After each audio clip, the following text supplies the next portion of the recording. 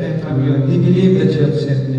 I pray for them. I'm not praying for the world, but for those you have given me, for they are yours. All I have is yours, and all you have is mine, and glory has come to me through them.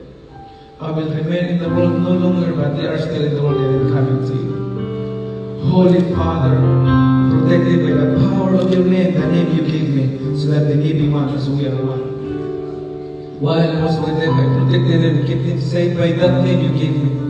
None has been lost except the one doomed to destruction, so that scripture will be fulfilled. I am coming to you now, but I say these things while I feel the Lord, so that they have the formation of my joy within them. I have given your word, and the world has seen them, for they are not of the world anymore, the name of the world.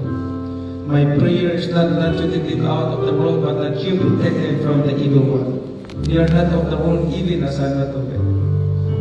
Sanctify them by the truth. Your word is truth. As you sent me to the world, I have sent